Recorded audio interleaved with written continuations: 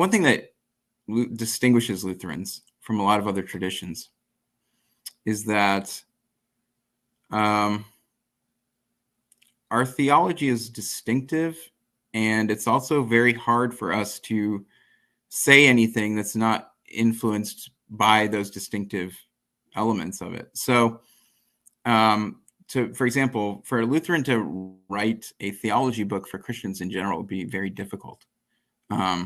It's something that, it's kind of too bad in a way, because it would be nice to, maybe attract some people through that means into Lutheranism. But if we're going to write about any topic, it's going to have to be shaped by what we believe about a number of things.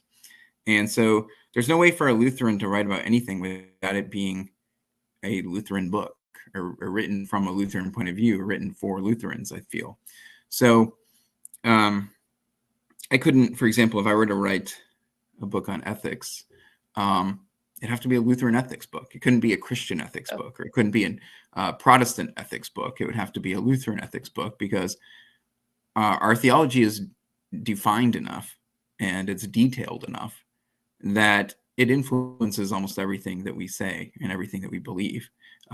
So there's no way to just kind of do lowest common denominator kind of theological writing when you're a Lutheran. You really have to, your Lutheranism is going to show up in different ways.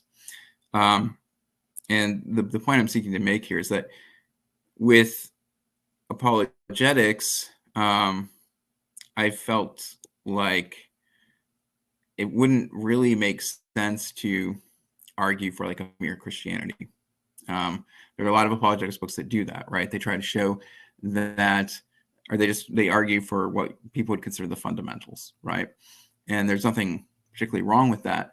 But for a Lutheran, because the doctrine is so important, and because we want to make sure that we are, affirming everything that we believe and defending it publicly and things like that, it was important, I think, to say something about why it's important for these prior arguments to lead to Lutheranism. Why the understanding of the Bible and the understanding of Christ and the understanding of God that have so far been articulated, why there should be a natural progression from understanding those things to understanding that Lutheranism is biblical and is correct. So for me, that kind of had to be there as kind of like the coda, because otherwise I would feel like I wasn't really doing apologetics in a Lutheran way. I feel like to do apologetics in a Lutheran way, Lutheranism needs to be the conclusion to some extent, or in some sense.